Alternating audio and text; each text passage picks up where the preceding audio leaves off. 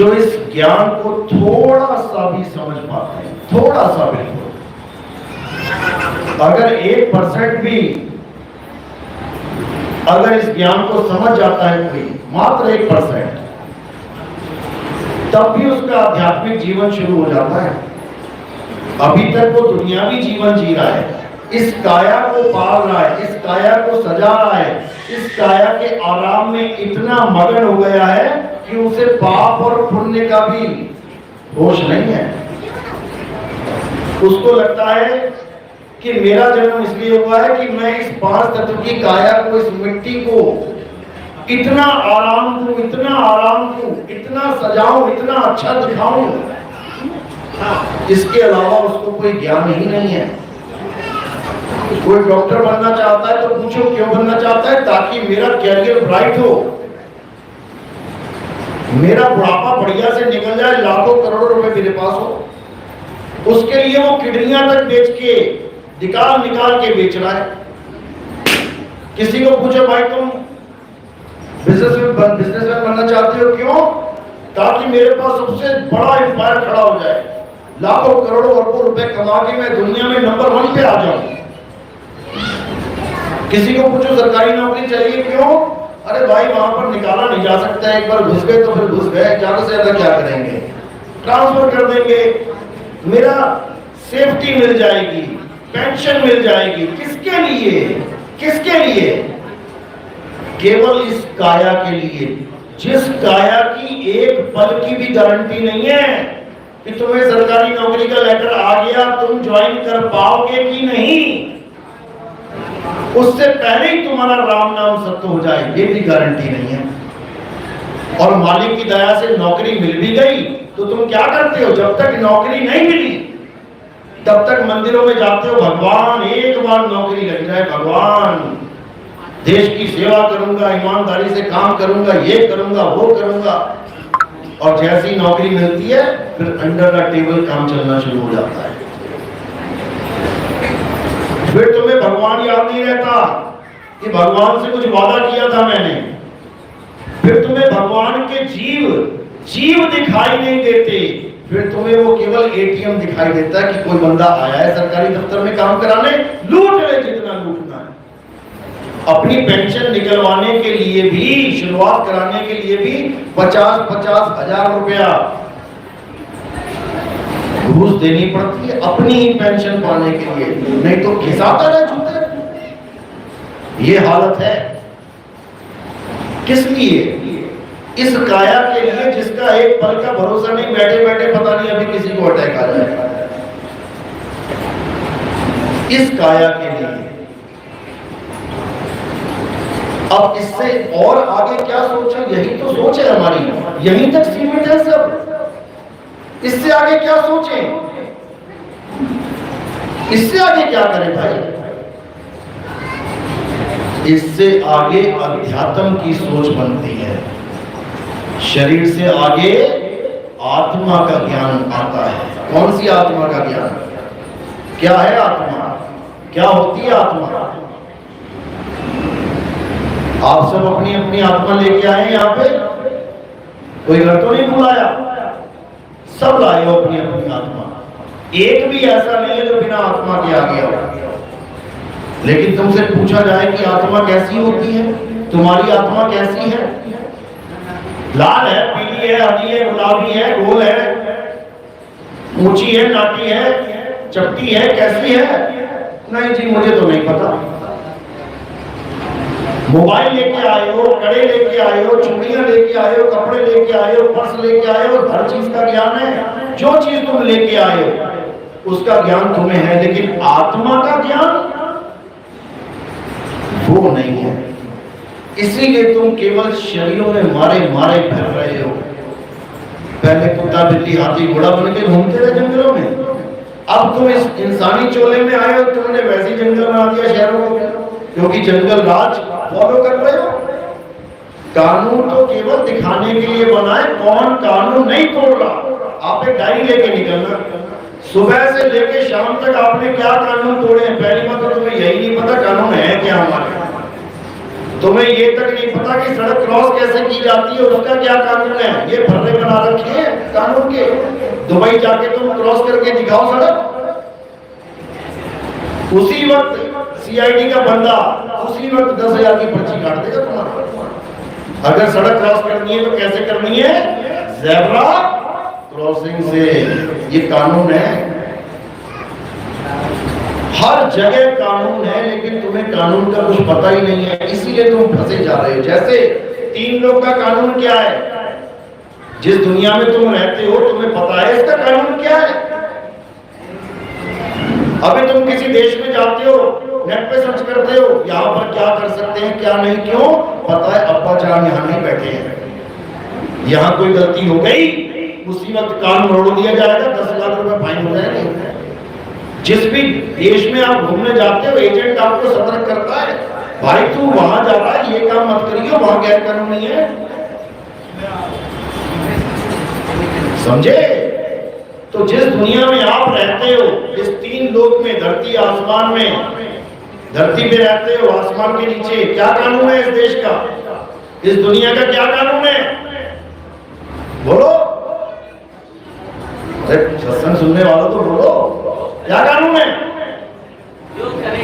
Yes, ये कानून है यहाँ का। जो करोगे सो भरोगे। अब इस कानून से कौन बच पाया? उसका नाम बताना जरा। जिसने कुछ किया हो, जिसने कोई एक्शन किया हो, उसको रिएक्शन नहीं मिला, है कोई ऐसा?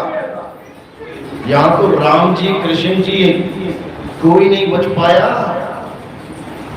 नारद के साथ खेल खेला विष्णु जी ने, उसने श्राप दिया कि जैसे मुझे स्त्री के लिए तड़पाया है तू भी तड़पेगा। राम बन के आना पड़ा, राम बन के बाली को मारा, एक्शन। अब वो भी श्राप दे रहा है, जैसे तूने मुझे छुपके मारा मैं भी तुझे छुपके मारूंगा। कृष्ण बन के आना पड़ा, पैर में तीर खाना पड़ा, तब प्राण निकले। जब यहाँ भगवान नहीं बच रहे हैं तो तुम सोच रहे हो इंसान हो कि तुम बच जाओगे? एक भी नहीं बख्शा जाएगा, एक भी। और तुम्हारी ऐसी हालत हो जाएगी कि तुम सोच भी नहीं सकते। इसीलिए कबीर साहब कह रहे हैं तू कर ले गुरु वकील, मुकदमा भारी है। सुबह से शाम तक तुम कितने कानून तोड़ते हो तुम्हें नहीं पता। एक एक कानून, एक एक तुम्हारी गलती नोट हो रही है, तुम्हें लेने के देने पड़ेंगे। तो आज इसी को अच्छी तरह समझेंगे, सत्य और असत्य का निर्णय करेंगे। तो सत्संग शुरू करने से पहले मालिक के नाम पे जयकारा लगाएंगे। बोलिए परमपिता परमात्मा की, सतगुरुबंदी छोड़ कबीर साहिब की, सभी संतों की, सभी भक्तों की, आज के आनंद की, सकल हंस को बंदगी साहिब। तो बात है सत्य और असत्य की। इस दुनिया का एक कानून ये भी है कि जो सत्य को प्राप्त करने का, उसको बार बार योनियों में नहीं भटकना पड़ेगा। ये अटल कानून है यहाँ का। और जो सत्य को प्राप्त नहीं कर पाएगा, वो चाहे हिंदू हो, चाहे मुसलमान, चाहे सिख, चाहे ईसाई, चाहे बौद्ध, चाहे जैन, उसको नाना प्रकार की योनियों में भ्रमण करना ही पड़ेगा। ये अटल सत्य है। मरने के बाद उसे फिर जीवित होना ही पड़ेगा। कोई ये ना सोचे मैं एक बार मर गया काम खत्म हो गया। भाई मरने के बाद काम शुरू होगा। जो तुमने कर्म किए हैं उनका फल मिलना शुरू होगा। जिसको कहते हैं कयामत की रात आने वाली है। वो कयामत की रात क्या होती है? जिस दिन तुम्हारी मृत्यु होती है वही तुम्हारी कयामत की रात है, और वहीं से तुम्हारे हिसाब किताब शुरू हो जाते हैं। कहते हैं गर्भ में दोबारा जीवित कर दिया जाता है। कौन सा गर्भ है? खोद के देखो कोई जीवित हुआ आज तक क्या? कौन से गर्भ में जीवित होते हैं? कौन से कब्र में? 2 कब्रें हैं यहाँ पे। एक कब्र वो है जहां पर तुम्हें दफन किया जाता है, और एक कब्र वो है जहां से तुम निकलते हो। एक कब्र वो है जिसमें तुम्हारे शरीर को दफन किया जा रहा है, लेकिन ये शरीर आया कहां से? ये मां के गर्भ रूपी कब्र से आया है। इसमें पांचों तत्वों को जोड़ जोड़ के एक शरीर बनाया जाता है, और वही शरीर उस कब्र में खत्म हो जाता है, फिर दोबारा मां के गर्भ से चालू हो जाता है काम। इसी को जन्म और मृत्यु कहते हैं। अब कोई बच नहीं सकता, कोई कहे मैं हिंदू हूं, मैं देवताओं की पूजा करता हूं, मैं मुसलमान हूं, मैं 5 टाइम नमाज पढ़ता हूं, मैं सिख हूं, गुरुद्वारे में जाके मैं वाणी श्रवण करता हूं, वाहिगुरु वाहिगुरु नाम जपता हूं, मैं ईसाई हूं, मैं प्रेयर करता रहता हूं भगवान से, अल्लाह से, वाहिगुरु गॉड जो भी है, कि मेरी मुक्ति हो जाएगी। नहीं हो, कभी नहीं होगी, क्योंकि मुक्ति उसकी होती है जो सत्य को जान लेता है। सत्य है क्या? सत्य है क्या? जब तक ये नहीं समझ में आया तब तक तुम्हें परमात्मा अल्लाह वाहिगुरु गॉड नहीं मिल सकता। हिंदी में सत्य कहते हैं, इंग्लिश में ट्रुथ कहते हैं। आप देखोगे कई जगह लिखा होता है ट्रुथ इज गॉड, सत्य ही परमात्मा है। अरबी में कहते हैं हक, हक का मतलब सत्य। कई बाबा लोग हक हक जपते रहते हैं सारी उम्र, हक हक हक, यानी वो सत्य को पाना चाहते हैं। तो हम लोग कैसे जपेंगे हिंदी में सत्य सत्य सत्य, लेकिन क्या सत्य सत्य हक हक करने से सत्य मिल जाएगा? कभी नहीं मिलेगा। किसी को प्यास लगी है, पानी चाहिए, अब वो जपने लग जाए पानी पानी पानी पानी पानी, सारी उम्र जपता रहे, मिल जाएगा क्या? नहीं मिलेगा। क्योंकि पानी पानी करने से अगर पानी मिल जाए तो कुआं कौन खोदे, फिर मेहनत कौन करे, पसीना कौन बहाए। इसी प्रकार अगर अल्लाह अल्लाह करने से, वाहिगुरु वाहिगुरु करने से, राम राम करने से अल्लाह वाहिगुरु राम मिल जाए तो इससे सस्ता सौदा कोई नहीं, इससे सस्ता सौदा कोई नहीं। लेकिन ऐसा होने वाला नहीं है। तो कैसे मिलेगा अल्लाह, कैसे मिलेगा वाहिगुरु, कैसे मिलेगा राम? उसकी एक विधि है। अगर अल्लाह अल्लाह करने से अल्लाह मिल जाता तो मोहम्मद साहब आपको आने की जरूरत क्या होती? पहले ही मूसा अलैहिस्सलाम आ चुके थे, ईसा आ चुके थे, उन्होंने भी तो कुछ नाम ही दिया होगा ना अल्लाह का, वही जप लेते सारे मिल जाते हैं। फिर मोहम्मद साहब को आने की क्या जरूरत है? फिर नानक साहब को आने की क्या जरूरत है? क्या नानक साहब से पहले अल्लाह अल्लाह राम राम का नाम नहीं चल रहा था? क्या चल रहा था? सब लगे हुए थे राम राम राम राम अल्लाह अल्लाह करने। नानक साहब ने तो ये बोला राम राम करता जग फिरे, राम न पाया जाए उल्टी गंगा बहाई उन्होंने कि तुम राम राम करते जा रहे हो। ऐसे राम थोड़ी नहीं मिलता, ऐसे अल्लाह नहीं मिलता। कैसे मिलता है? जैसे मूसा अलैहिस्सलाम को मिला। कैसे मिला? एक पहाड़ है, उस पहाड़ पे चढ़ना पड़ता है। जब तुम उस पहाड़ पे चढ़ोगे तब तुम्हारी अल्लाह से बात होगी। और ऐसा नहीं है कि तुम अल्लाह को देख नहीं सकते, कि अल्लाह दिखाई नहीं देता। मूसा अलैहिस्सलाम ने जब अल्लाह से जिद करी कि मैं तुम्हें देखना चाहता हूं, तब अल्लाह ने क्या किया? पहले तो मना किया, नहीं देख पाएगा। अब वो कह रहे नहीं देख पाएगा, इसका मतलब वो दिखता है लेकिन तू नहीं देख पाएगा। अगर वो नहीं दिखता होता तो ये कभी ना कहते कि तू देख नहीं पाएगा, फिर ये कहते मैं किसी को दिखता ही नहीं हूं।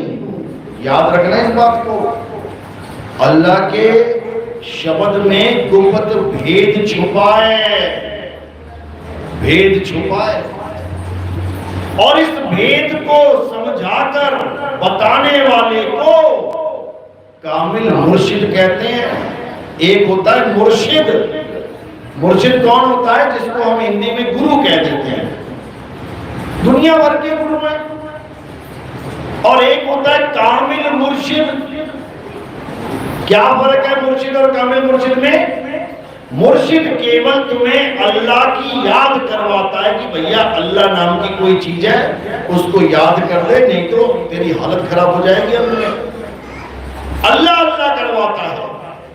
और जो कामिल मुर्शिद होता है वो तुम्हें अल्लाह से रूबरू करवाता है, वो अल्लाह से तुम्हारी बात करवाता है, वो राम से तुम्हारी बात करवाता है, वो वाहिगुरु से तुम्हारी मुलाकात करवाता है। ये फर्क है मुर्शिद और कामिल मुर्शिद में। तो बिल्कुल उसी तरह एक पहाड़ तुम्हारे पास भी है। मूसा अलैहिस्सलाम जब उस पहाड़ पर गए और बोले कि मैं तुम्हें देखना चाहता हूं मेरे मौला, बड़े प्रेमी जीव थे, अल्लाह ने बात नहीं डाली, बोले मैं दिखा तो दूं लेकिन तू देख नहीं पाएगा। फिर जिद कर बैठा, नहीं मैं देख लूंगा। जैसे ही एक नूर कहते हैं, एक नूर हम कह लेंगे एक रोए का प्रकाश, जैसे ही वो प्रकाश सामने आया मूसा अलैहिस्सलाम बेहोश होकर गिर गए।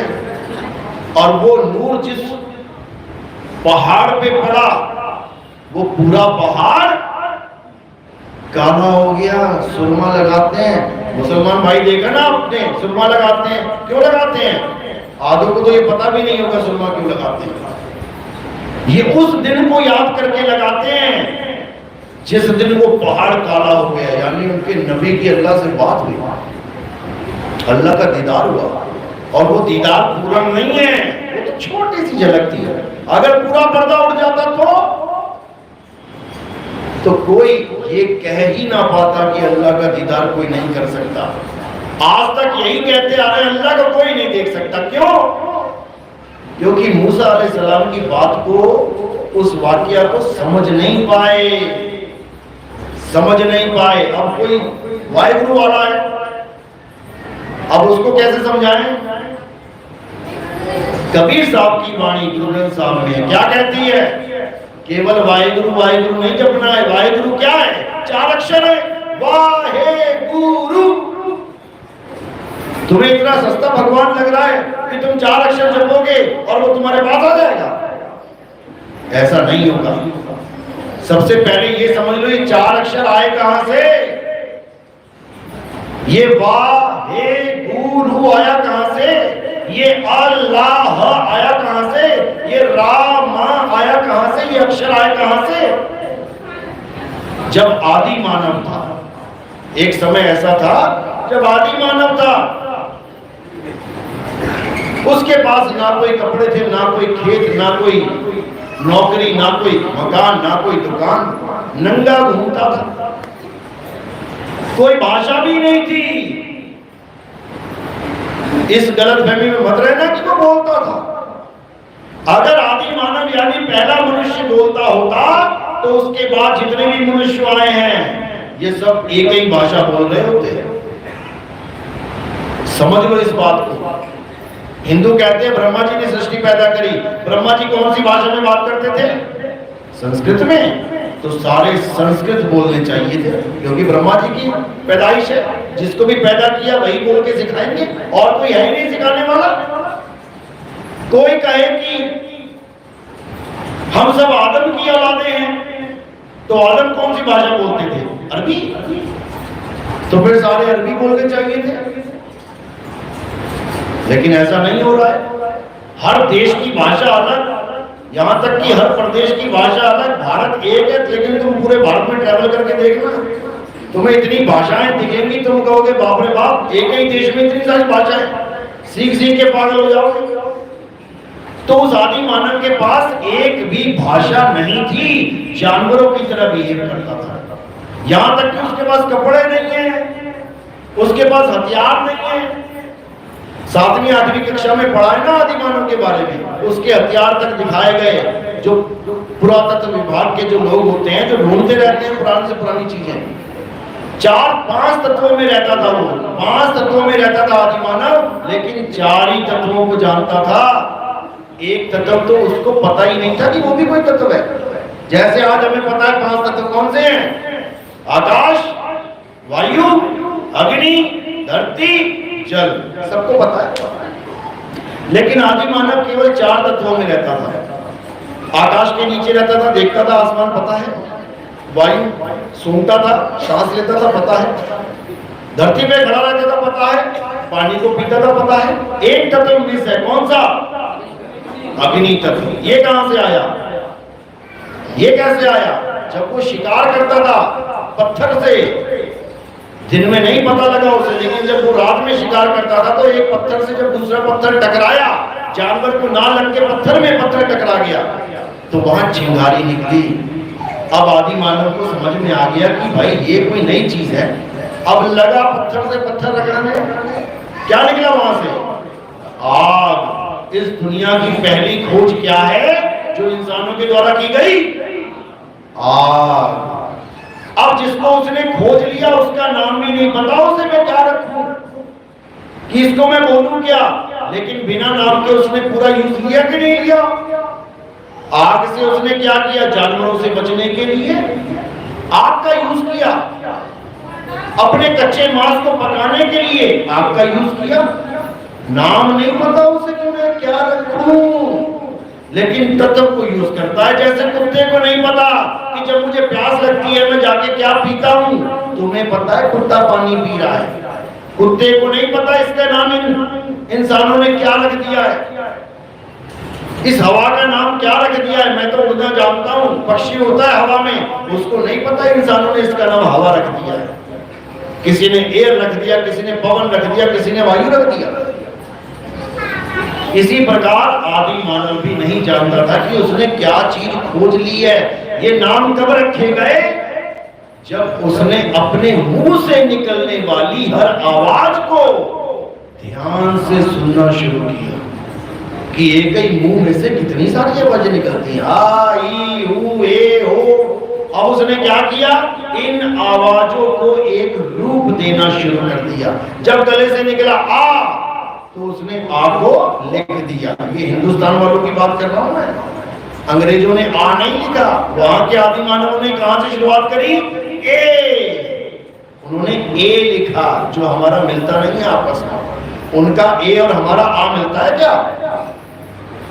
अरबी में क्या शुरू किया? अलिफ। सिखों ने क्या शुरू किया? ऊड़ा। उनकी शुरुआत ऊ से होती है, वो आ से नहीं करते। उड़ा, एड़ा, इली। तो ये सब इंसानों की उपज है। जिस देश में जहां जहां पर लोग बैठे हुए थे उन्होंने अपनी अपनी भाषा का विस्तार करना शुरू कर दिया। अब हिंदुस्तान में जो आदि मानवों ने भाषा का विस्तार किया, कितने अक्षर पैदा किए? 52 अक्षर, 52। जो अंग्रेज थे, अंग्रेज इंग्लैंड के आदि मानव, उन्होंने कितने किए? 26। आधे करें, उसी में खुश है वो। हमने 52 किए। अब ये 52 जब आ गए, का, खा, गा, गा, चा, छा, टा, रा, रा, ला, वा, शा, सारे बन गए। अब इस दुनिया की हर चीज का नाम रखना शुरू किया। आदि मानव को जो भी दिखा कि सामने ये पेड़ है, अभी नहीं पता पेड़, ये वस्तु घड़ी है, इसका नाम पेड़ रख देते हैं। और उसने पढ़ाना शुरू कर दिया अपने बच्चों को, अपने कम्युनिटी वालों को। वहां गुरु का जन्म हुआ, यानी गुरु ज्ञान का जन्म हुआ। अब वो पढ़ा रहा है, ये पेड़ है, कभी भी मेरे मुंह से आवाज निकले पेड़ा तो समझ जाना मैं इसकी बात कर रहा हूं। मेरे मुंह से आवाज निकले पानी तो समझ जाना मैं इस तत्व की बात कर रहा हूं।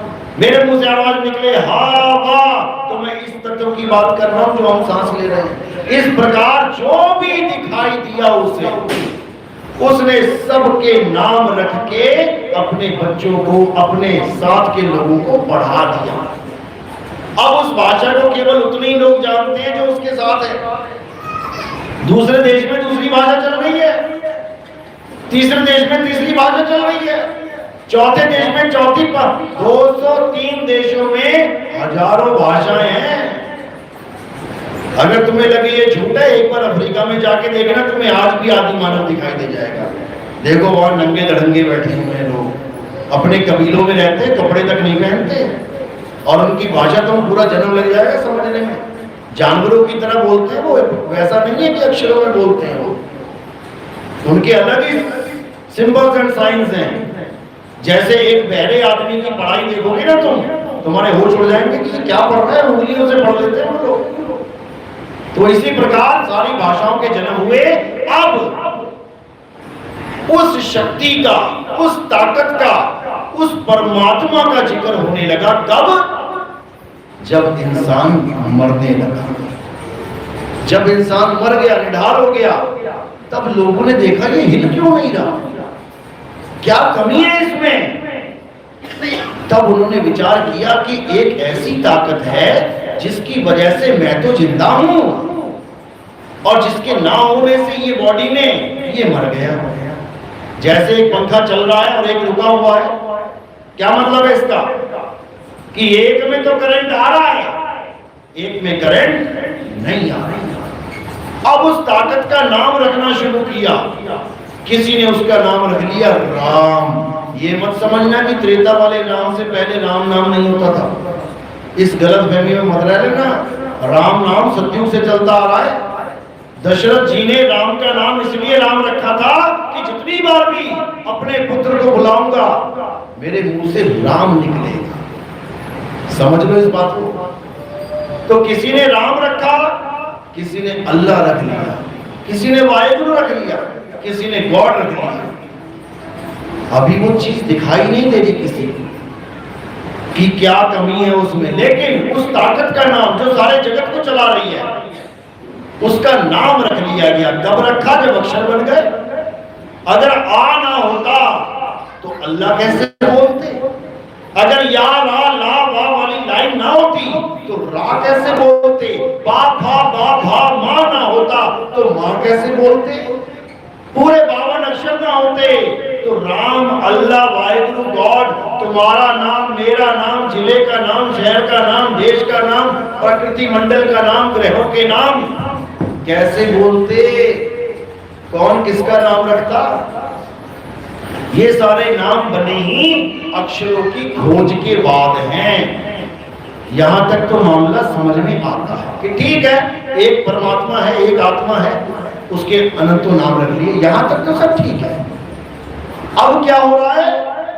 अब उस नाम के पीछे झगड़ा हो रहा है। मेरा राम बड़ा, वो कहता नहीं नहीं मेरा अल्लाह बड़ा, अरे मेरा वाहिगुरु बड़ा, मेरा गॉड बड़ा। अब चारों को बैठा के एक कुर्सी में, एक छत के नीचे पूछो तूने क्या राम को देखा? नहीं देखा। तो तूने अल्लाह को देखा? देखा तो नहीं। तूने वाहिगुरु से मिला क्या? नहीं मिला तो नहीं। तूने गॉड को देखा? नहीं मैंने गॉड को नहीं देखा। तो झगड़ा क्यों कर रहा है भाई? तो झगड़ा क्यों कर रहा है? तुम्हारी कुरान में लिखा है अल्लाह ने सूरज बनाया, हमारे ग्रंथों में लिखा है भगवान ने सूरज बनाया, बाइबल में लिखा है भगवान ने सूरज बनाया, गुरु ग्रंथ साहब में लिखा है वाहिगुरु ने सूरज बनाया। क्या 4 सूरज हैं? क्या तुम्हें 4 सूरज दिखाई दे रहे हैं? तो मूर्खों समझ लो कि एक ही है बनाने वाला। अगर अलग अलग होते तो कितने होते? 4। जब 4 नहीं है, सूरज को बनाने वाले 4 कैसे हो जाएंगे? जब मकान एक है तो रहने वाला एक ही होगा। 4 होते तो 4 मकान होते। इतनी सी बात नहीं समझ में आ रही इंसान को, और बना हुआ साइंटिस्ट, बना हुआ इंजीनियर, बना हुआ पीएचडी डॉक्टरेट करके बैठा हुआ है। अभी धर्म के नाम पे कोई डंडे पकड़ा दे तो अभी शूरवीर बन जाएगा, लेकिन ये बुद्धि नहीं लगाएगा। कबीर साहब कहते हैं वो राम, वो अल्लाह, वो वाहिगुरु, वो गॉड सब घट में समाया हुआ है। घट घट मेरा साइया, सुनी सेज न कोई, और बलिहारी व घट की जिस घट प्रगट होए। हमें ये नहीं सोचना है कि मेरा राम बड़ा, कि मेरा अल्लाह बड़ा, कि मेरा वाहिगुरु। हमें ये साबित नहीं करना है, ना ही मेरे साबित करने से कुछ साबित होने वाला है। हमें ये देखना है कि मुझे राम मिला कि नहीं मिला। मेरे अंत से पहले मुझे अल्लाह मिला कि नहीं मिला। मेरे मरने से पहले मुझे वाहिगुरु मिला कि नहीं मिला। मेरा अंतिम संस्कार होने से पहले तब बात बनेगी। पानी बड़ा है, वाटर बड़ा है, जल बड़ा है, नीर बड़ा है, टोय बड़ा है, मैंने पानी पिया कि नहीं पिया, बात तब बनेगी, बात तब बनेगी। तो कबीर साहब कह रहे हैं वो तेरा राम तेरे पास है, उसका नाम राम इसीलिए रखा गया, उसका नाम खुदा इसीलिए रखा गया ताकि तुम समझ सको राम का मतलब होता है जो रम जाता है, जो सब में रम रहा है वही राम है। खुदा का नाम खुदा क्यों है? जो खुद में समाया हुआ है वही खुदा है। अब इस काया को खुदा मत मान लेना कि काया खुदा है। काया तो एक जरिया है खुदा से मिलने का। क्या इंसान जन्म के अलावा कोई पूजा पाठ कर सकता है? क्या कोई हाथी मंत्र पढ़ सकता है? क्या कोई बंदर मंदिर जाके आरतियां गा सकता है? तुम ट्रेंड करोगे तब जाएगा, तब धूप घुमाएगा, तब घंटी बजाएगा, ट्रेन करना पड़ेगा। वरना मंदिर में एक जगह घंटी पड़ी हो और एक जगह लड्डू पड़े हो, क्या लेगा उठाएगा वो? लड्डू उठाएगा, उसको पता है घंटी वंटी मेरे बस की बात नहीं है, मुझे तो लड्डू खाना है। समझ लो इसको, इंसानी जन्म इतना इंपॉर्टेंट है तुम सोच भी नहीं सकते। अल्लाह की इबादत करने का ये आखिरी मौका है। अगर ये आखिरी मौका तुमने गवा दिया तो तुम्हारी हालत खराब हो जाएगी। क्या कोई शेर जाके नमाज पढ़ सकता है? नहीं पढ़ सकता। क्या कोई जानवर जाके कलमा पढ़ सकता है? नहीं पढ़ सकता। इतना तो उन लोगों को मौका अल्लाह ने दिया ही नहीं। अल्लाह ने मौका दिया इंसान को इसीलिए जब उन्होंने बाबा आदम को बनाया, मिट्टी से बनाया। क्या था? एक मिट्टी का पुतला। कितना छोटी सी बात है, पर छोटी सी बात नहीं है। जब आदम अलैहिस्सलाम को बनाया तो सब फरिश्ते, सोचो अल्लाह खुद कहता है कि अल्लाह के अलावा कोई सजदे के काबिल नहीं है, लेकिन फिर भी सबको कह रहा है सजदा कर। कुछ तो बात होगी इसमें, कुछ तो बात होगी। यही वो मौका है, आदम और कोई नहीं, इस आदमी का नाम है, इस आदमी का नाम आदम है। ये आदमी उसने ऐसा बना दिया है कि केवल यही अल्लाह को जीते जी पा सकता है और कोई नहीं पा सकता, भूल जाओ। इसलिए ये सबसे इंपॉर्टेंट जन्म है। बाकी जन्म भी मिलेंगे तुम्हें, कुत्ता बिल्ली हाथी घोड़ा, पेट पालने के लिए, जीवन जीने के लिए, बच्चे पैदा करने के लिए, इबादत के लिए नहीं। इबादत के लिए कौन सा जन्म है? केवल और केवल इंसान जन्म। कबीर साहब कहते हैं मानुष जन्म अनमोल है, मिले ना बारंबार, और तरवर जो पत्ता गिरे बहुर न लागे डार। एक बार पतझड़ में पत्ता गिर गया, फिर भैया अगली बसंत में ही आएगा। अब यहाँ पर तो बसंत 1 साल की है, आ गया। यहाँ कौन सी बसंत है, कितने साल की है पता है? कितने जन्म की है? 84 लाख जन्म के बाद बसंत आएगी। एक एक उम्र अगर एक एक जीव की लगा लो, एक एक योनि की 1 साल उम्र भी है, 84 लाख साल लग जाएंगे तुम्हें आने में। और जूने ऐसी भी हैं कि कछुआ 300-300 साल जी रहा है, पीपल का पेड़ 500-500 साल जी रहा है, बरगद 1000-1000 साल जीवित रह जा रहा है। सोचो कहां जाएगी बात। तो इस जन्म को झगड़ों में बर्बाद नहीं करना है। हिंदू भी उसका मालिक, उसका भी मालिक एक है, ईसाई का भी मालिक एक है, अल्लाह वालों का भी मालिक एक है, सबका मालिक एक है। हमें ये झगड़ा नहीं करना है कि मालिक बड़ा किसका छोटा किसका, सबका मालिक एक है। हमने मालिक को पाना कैसे है, हमने वो जानना है।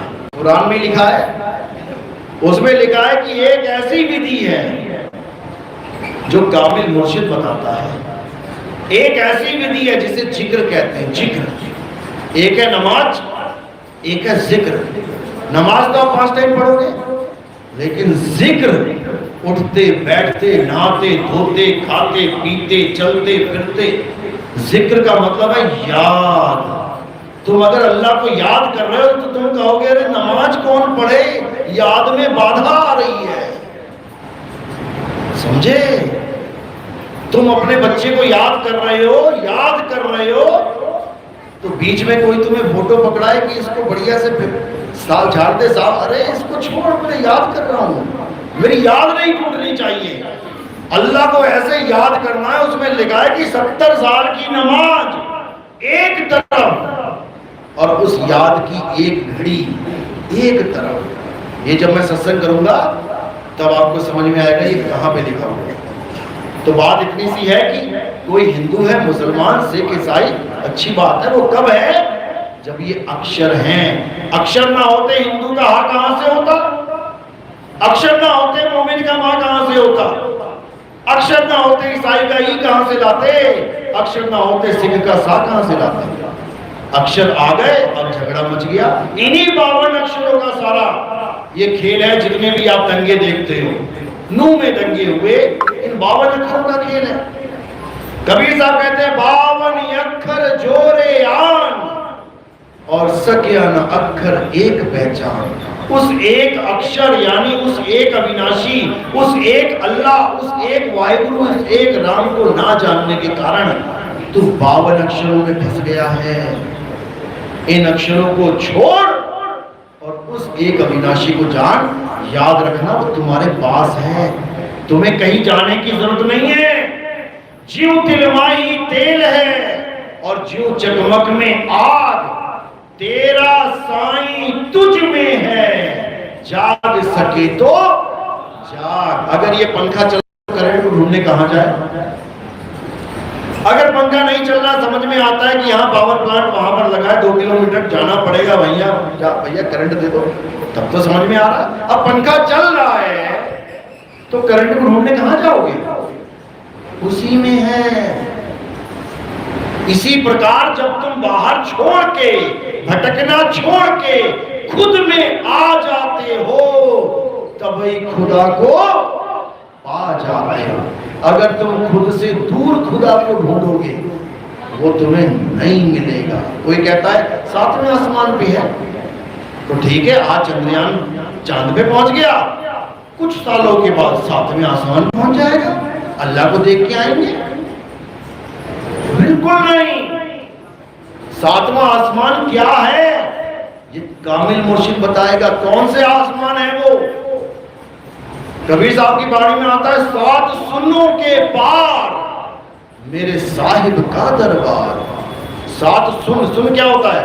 सुन मतलब होता है सुन, स्पेस, शून्य। शून्य यानी आसमान शून्य है। कबीर साहब कोड बता रहे, कोड लगाइए, 7 शून्य के पार यानी 7 आसमान के ऊपर मेरे खुदा का दरबार लगा है। लेकिन वो वहां नहीं है कि तुम ऊपर देखने लग जाओ, वो उसी पहाड़ पे लगा हुआ है, क्योंकि उसी पहाड़ में 7 शून्य हैं। जब भेदी गुरु मिलता है, जब कामिल मुर्शिद मिलता है, तो तुम्हें सारे भेद समझ में आने लग जाते हैं। बात इतनी है। तो इसी को हर तरह से साहिब ने बताया और 52 अक्षरों को लताड़ा। 52 के जंजाल में फंस गया ये संसार, सिमरन 52 का करे कैसे लागे पार। अभी कोई कहे भैया राम राम याद करो राम जी को, अब आ जाएगा मुंह में राम राम राम राम राम। कृष्ण जी को याद करो, राधे राधे राधे। अरे कृष्ण जी को याद कर रहे हो कि 52 अक्षरों को याद कर रहे हो? तो कहते जो नर पड़े 52 के फेरा, सो नर जानो काल के चेहरा। जब 52 का टूटे डोरा, सहजे छूटे काल झकोरा। फिर नहीं आए फिर नहीं जाए, सारे शब्द में रहे समय।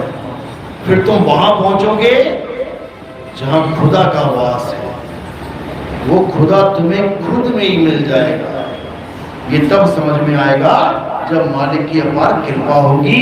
तुम्हारे जीवन में कोई भेदी गुरु आएगा। अरे वस्तु कहीं ढूंढे कहीं कैसे लागे हाथ, और गुप्त वस्तु तब मिले भेदी लीजिए साथ। भेदी लीना साथ में और दीनी वस्तु लखाए, कोटि जन्म का बंध था पल में पहुंचा जाए। हजारों साल तपस्या करते रह गए योगी हमारे धर्म में, उनको भी परमात्मा नहीं मिला, वो भी ब्रह्म ज्ञान को प्राप्त करके अहम ब्रह्मस्मि कह के चले गए, दोबारा फिर आ गए।